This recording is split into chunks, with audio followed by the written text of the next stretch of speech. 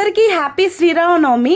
ఇంకా మార్నింగే లేసి మేము టెంపుల్కి వెళ్ళాము శ్రీరామనవమి అనేసి. ఇంకా ఫస్ట్ అక్కడ ఊరేగింపు స్టార్ట్ చేశారు.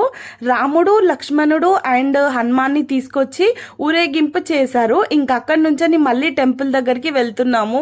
ఆంటీ వాళ్ళందరూ మంచిగా హారతులు పట్టుకొని వచ్చారు. సో ఇంకా అందరం కూడా పూజ కోసం వెయిట్ చేస్తున్నాము. ఇక్కడే పందిరి వేసి డెకరేషన్ చాలా బాగా చేశారు. అండ్ డెకరేషన్ చూడగానే నాకు సూపర్ అనిపించింది. ఇంకా సీతమ్మ తల్లిని కూడా తీసుకొచ్చేసి కళ్యాణం స్టార్ట్ చేసేసారు. మా అందరికి ఇలా కంకణాలు ఇచ్చారు. సో ఇంకా కంకణాలు కూడా కట్టుకొని బొట్టు, కుంకుమ అన్ని పెట్టారు. చాలా బాగా అనిపించింది టెంపుల్లో. అండ్ ఇంకా కళ్యాణం కూడా కంప్లీట్ అయ్యాక దగ్గరికి వెళ్ళి మేము అక్షంతలు వేసాము.